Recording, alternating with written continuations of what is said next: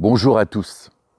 Avec les beaux jours arrive aussi l'espoir d'un déconfinement et d'une liberté de mouvement à nouveau possible. C'est une bonne nouvelle, mais j'en ai une meilleure, bien meilleure. Mon peuple connaîtra mon nom. C'est pourquoi il saura en ce jour-là que c'est moi qui parle. Je suis là. Qu'ils sont beaux sur les montagnes, les pas de celui qui porte la bonne nouvelle, qui proclame la paix, de celui qui porte l'heureuse nouvelle, qui proclame le salut. C'est le Seigneur qui parle. Et à travers ces mots du prophète Ésaïe, ce ne sont pas une autre bonne nouvelle, mais deux que je souhaite vous partager aujourd'hui. Tout d'abord, le Seigneur est là. Oui, il est là, dans tes esclavages, tes déceptions. Il est là quand ton pied trébuche. Il est là quand l'Église te désespère, quand le nom du Seigneur est bafoué. Oui, le Seigneur est là. Cette affirmation, il faut savoir t'en souvenir, surtout s'il t'arrive de t'éloigner de la foi ou quand le malheur et l'injustice s'abattent sur toi et que tu ne sais plus qui croire. Nous sommes le peuple de Dieu. Et ce qui était vrai pour le peuple d'Israël en déportation à l'époque est toujours vrai aujourd'hui. Le Seigneur est là. Oui, qu'ils sont beaux sur les montagnes, les pas de celui qui porte la bonne nouvelle. Voilà la deuxième bonne nouvelle. Au cours de ce mois de mai, nous allons vivre le temps de la Pentecôte, célébration d'une fête qui renouvelle en chacun de nous le don de l'Esprit Saint. C'est rempli de l'Esprit Saint que les pas des disciples les ont menés dans les rues de Jérusalem pour proclamer l'Évangile. C'est rempli de l'Esprit Saint que les pas de Paul ont traversé les frontières pour proclamer le salut offert par Dieu.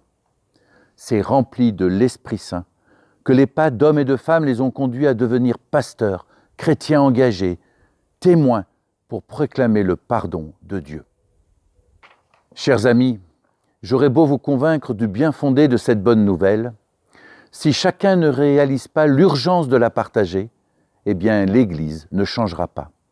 Nous qui sommes si fiers du Reformata Semper Reformanda, c'est-à-dire réformer et toujours se réformant, pourquoi sommes-nous si statiques dans le concret de notre vie d'Église aujourd'hui ? Statiques dans l'usage d'un vocabulaire que nous n'arrivons pas à faire évoluer pour que chacun puisse comprendre le message de l'Évangile. Statiques dans notre façon d'organiser la vie des paroisses. Statiques dans la forme des cultes. J'ai l'impression que nous nous accrochons à ce que nous avons toujours connu, de peur de perdre le fond de notre foi, de peur de perdre nos repères, de peur de perdre notre place dans l'Église. La grande difficulté pour la vie d'une Église locale est que chacun trouve sa place, qu'il soit là depuis très longtemps, qu'il découvre la foi, qu'il soit jeune, âgé, en famille ou seul. Il est difficile de trouver ce qui peut motiver les personnes pour vivre une vie paroissiale. On y trouve régulièrement des critiques qui fusent, qui blessent. Aussi, le bruit des enfants peut déranger certains, d'autres encore ne comprennent pas que des enfants soient au culte. Et l'absence des enfants en fait souffrir d'autres. Bref, comment changer notre façon d'être, ta façon d'être ? Comment te réformer pour accueillir l'autre dans sa différence, comme une chance et non pas comme celui qui te dérange ? Comme le partageait le pasteur Arnaud van den Wiel lors du dernier synode, Dieu nous donne d'être des porteurs de lumière, des porte-paroles, des porte-bonheur auprès de ceux qui ne peuvent plus marcher, car la vie est trop dure.